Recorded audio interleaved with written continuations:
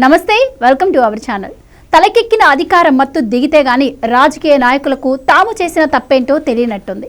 YCP కీలక నేత మాజీ మంత్రి గుడివాడ అమర్నాథ్ పరిస్థితి చూస్తే ఈ మాట అక్షరాల సత్యమని చెప్పవచ్చు. వైసీపీ అధికారంలో ఉండగా రాష్ట్ర పరిశ్రమల శాఖ మంత్రిగా గుడివాడలో ఓ వెలుగు వెలిగిన సంగతి తెలిసిందే.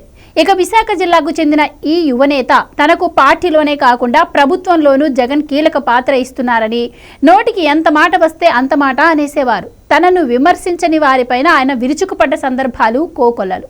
తన పార్టీని, ఆ పార్టీ అధినేత జగన్ను ఎవరు ఏమన్నా కూడా గుడివాడ ఆగ మేఘాల మీద విరుచుకుపడేవారు.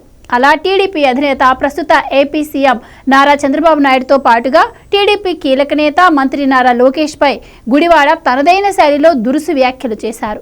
ఇక జనసేనాని AP deputy CM Pawan Kalyan అయితే అమర్నాథ్ ఓ ఆట ఆడుకున్నారు. పవన్ కళ్యాణే తనతో ఫోటోలు దిగారు అంటూ ఆయన ఒకంత విస్మయకర వ్యాఖ్యలు కూడా చేశారు. అయితే మొన్నటి ఎన్నికల్లో ఎంతో బలంగా కనిపించిన వైసీపీ కనీసం ప్రతిపక్ష హోదాను పొందేందుకు అవసరమైన సీట్లు కూడా దక్కించుకోలేక చతికిలబడింది. ఆ పార్టీ మాదిరే అమర్నాథ్ కూడా ఘోర పరాజయం పాలయ్యారు. పార్టీ ఓడి తాను ఓడితే గానీ గుడివాడ తలకెక్కిన మత్తు వదల్లేదు.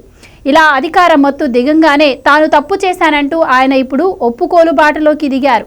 పవన్ పై తాను గతంలో చేసిన వ్యాఖ్యలు తప్పేనని ఆయన ఒప్పుకున్నారు. ఈ మేరకు ఓ యూట్యూబ్ ఛానల్కు ఇచ్చిన ఇంటర్వ్యూలో తన అంతరంగాన్ని ఆవిష్కరించారు. తాను మంత్రిగా ఉన్నప్పుడు అంతకుముందు కూడా పవన్ పై పరుష పదజాలంతో కూడిన వ్యాఖ్యలు చేసి ఉండాల్సింది కాదని ఆయన అన్నారు. ఈ విషయం నాడే తనకు అనిపించిందని కూడా ఆయన చెప్పారు. అయితే తనకేమీ పవన్ పై వ్యక్తిగతంగా ఎలాంటి కక్ష లేదన్న గుడివాడ పార్టీ లైన్ మేరకే విమర్శలు చేయాల్సి వచ్చిందని తెలిపారు. అయితే కొన్ని మీడియా సంస్థలు అత్యుత్సాహం చూపి తనను కించపరిచేలా వ్యవహరించాయని ఆవేదన వ్యక్తం చేశారు. కేవలం ఆయా మీడియా సంస్థలు చూపిన అత్యుత్సాహం వల్లే తాను ఇబ్బంది పడ్డానని తెలిపారు. ఇక వైరి వర్గాలకు చెందిన నేతలపై ప్రత్యేకించి విమర్శలు గుప్పించాలని తమ పార్టీ ఏమీ తనకు చెప్పలేదని అమర్నాథ్ తెలిపారు. పార్టీ స్టాండు, పార్టీ అధినేత చేసే వ్యాఖ్యలను అందిపుచ్చుకొని ఆ మేరకు తాను ఓ రాజకీయ నాయకుడిగా ఇతర పార్టీల నేతలపై విమర్శలు చేశానని ఒప్పుకున్నారు.